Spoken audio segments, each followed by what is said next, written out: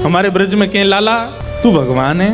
ठाकुर जी बोले काई को मधुमंगल तू ये काई को पूछ रहा हो? बोले ना हमने ऐसी सुनी है कि जब गर्गाचार्य जी आए ना तो वो कह के गए कि यशोदा मैया तुम्हारो लाला नारायण समान गुण ही है, और तेरी हरकतन ते हुए ऐसा लगे कि तू कहीं भगवान तो ना है। तो ठाकुर जी धीमे से बोल जाते हैं, बोले मधुमंगल एक बात बताऊं? बोले कहा मैं जय जय ही हूं, मैं भगवान ही हूं।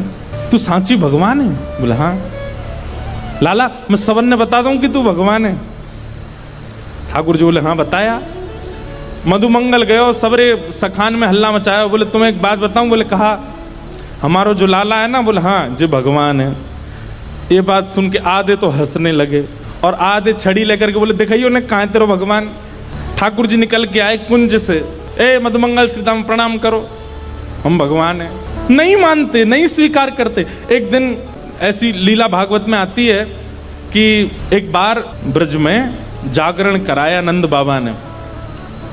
जागरण का मतलब है पूरी रात जग करके अपने इष्ट का स्मरण करना, वो जागरण है। रात भर जागरण चला। तो जागरण के काल में जैसे ही थोड़े ब्रह्म मुहूर्त का समय हुआ, तब घड़ी तो होती नहीं थी, अंदाजा लगाया तो नंद बाबा को लगी कि भाई ब्रह्म मुहूर्त है, क्यों मैं स्नान करवे जाऊं। तो जैसे ही नंद बाबा ने यमुना जी में प्रवेश किया, क्योंकि अब तो नहीं ऐसा होता पर नदियों में भी स्नान करने का समय होता है। ब्रह्म काल से पहले अगर आप नदी स्नान करते हैं तो वो देवताओं का समय होता है, उस समय देवता स्नान करने आते हैं, उस समय नहीं करना चाहिए। तो नंद बाबा देव काल में चले गए और जैसे ही नदी में स्नान करने पहुंचे तो गंधर्वजन इनको पकड़ के ले गए। जब नंद बाबा बहुत देर तक नहीं आए तो सबने जाके ठाकुर जी से कही, तो ठाकुर जी गए और ठाकुर जी ने यमुना जी में प्रवेश करके गंधर्व लोक में जाकर के नंद बाबा को वहां से छुड़ाया और वापस लेकर के आए। तो जैसे ही नंद बाबा वापस आए तो सब ब्रजवासियों ने घेर लिया। सब ब्रजवासी बोले बाबा तुम कहाँ चले गए?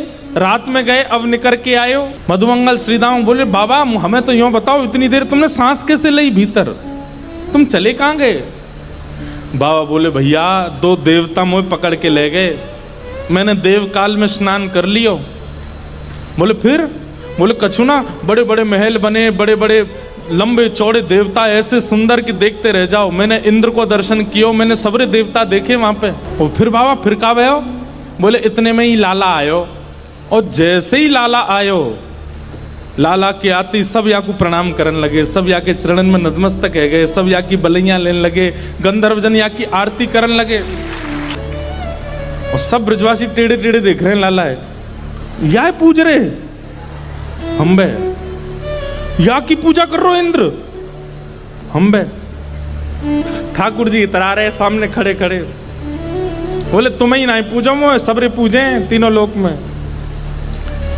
सबरे बोले बाबा सच में यहाँ की पूजा भाई वहां पे? बोले हाँ। अब तो ठाकुर जी का यश बढ़ गया। अब तो महाराज निमंत्रण आने लगे घर घर से, लाला हमारे घर भोजन करवे आ जाइयो, हमारे घर सोवे आ जाइयो, हमारे घर शरबत पीवे आ जाइयो, छाछ पीवे। अब ठाकुर जी तो मधुमंगल सीतामा से कह रहे हैं, आज की भाषा में कहें तो अपॉइंटमेंट लेते जाओ कहाँ कहाँ जाना है।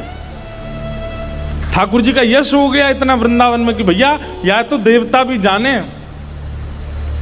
एक दिन सब ब्रजवासियों ने कही लाला तू सांची भगवान है, तू सांची बता दे, सौगंध खा के तू सांची भगवान है। ठाकुर जी बोले अगर मैंने बता दिया कि मैं भगवान हूं तो आप क्या करोगे? पूजोगे मुझे? लाला पूजेंगे तो ना भाई, तो तू भूल जा, लेकिन हमारी एक इच्छा है। बोले का एक बार वैकुंठ देखना चाहे, वैकुंठ है कैसो? लाला तू अगर सांची भगवान है तो एक बार वैकुंठ दिखाला हमें। ठाकुर जी बोले मेरे हाथ पकड़ो। सब रे ग्वाल बालन ने ठाकुर जी के हाथ पकड़े, बोले नेत्र बंद करो। जैसे नेत्र बंद किए, अंतर ध्यान सब ग्वाल वालों को लेकर के ठाकुर जी को सीधे वैकुंठ पहुंच गए। हाँ भाई सबरे नेत्र खोलो। जैसे ही नेत्र खोले तो विशाल स्वर्ण का किवाड़ लगी है और जय विजय राजा, जय विजय द्वारपाल खड़े हैं। ठाकुर जी के जाते सब जय जयकार करने लगे, द्वार खुल गए, पुष्प वर्षा हो रही है, सब देवी देवता दौड़े दौड़े आ रहे हैं। कोई कमल लेकर के आ रहे हैं, कोई माला लेकर के आ रहे हैं, कोई अक्षत लेकर के आ रहे हैं। मधुमंगल श्रीदामा सबरे बोले लाला ने परिचय तो करा दे। ठाकुर जी बोले देख वो सामने खड़ो तुम्हारो इंद्र, जाए तुम इतने सालन ते पूज रहे, वो खड़ो इंद्र। बोले लाला ये इंद्र है? बोले हाँ। या के हाथी पे हमें बैठा दे एक बार। ठाकुर जी बोले ए इंद्र इधर आओ, अपने हाथी को लेके आओ। हाथी आ गया, ऐरावत हाथी, सब रे ग्वाल बाल चढ़ गए उसके ऊपर। ठाकुर जी लेकर के पूरे वैकुंठ में घुमा लाए, नीचे उतर आए। बोले लाला बहुत जोर को हाथी है, या ले चल वृंदावन, अपने पास ही धरेंगे, वहीं घूमे करेंगे यहाँ पे। ब्रजवासी बोले लाला हमने सुनी है ब्रह्मा के 4 मुंह हैं, एक बार दिखा दे। ठाकुर जी ने ब्रह्मा जी को बुलाया, ब्रह्मा जी आ गए। ब्रह्मा जी जैसे ही आए, श्रीदामा जाके स्पर्श करके उनके मुख देख रहे हैं, सच्ची के हैं कि नकली हैं? लाला ये तो सांची है।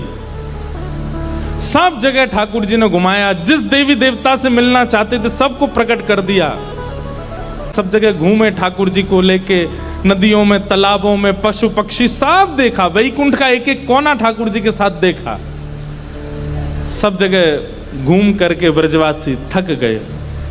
थक करके बोले लाला अब चल वृंदावन चल, अब ले चल हमें। ठाकुर जी बोले भैया सुनो, तुम सबके लिए कक्ष खुलवा दिए हैं और वैकुंठ का नियम है, मैं बताना भूल गया था कि यहाँ एक बार आने के बाद फिर यहाँ से जाता नहीं है कोई भी। अब तुम सब यहीं वैकुंठ में रहो, क्या बुराई है? ये उर्वशी गंधर्व सब लोग तुम्हारी सेवा में रहेंगे, देवी देवता। अरे तू जब कहेगा इंद्र आ जाएगा, ब्रह्मा आ जाएगा, सब तुम्हारी सेवा में रहेंगे, यहीं बैठे रहो। अब ये सुनते ही ब्रजवासी तो रोने लगे, ठाकुर जी के चरणन में गिर गए। बोले लाला तू हमारे प्राण मांग ले, तू जो कहेगो हम तो दे देंगे। तू कहेगो आज के बाद हम तो जय जय मान के रोज तेरी आरती पूजा करेंगे, लेकिन हमें वापस वृंदावन ले चल, हम वैकुंठ में ना रह सके। हमें तो वृंदावन ही प्रिय है लाला।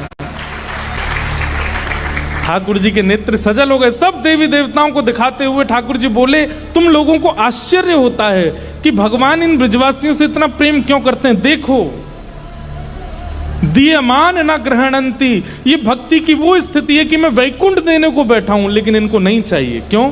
वृंदावन प्रिय है, यमुना जी प्रिय हैं, गोवर्धन प्रिय है। इतना प्रेम वृंदावन से ब्रजवासी करते हैं।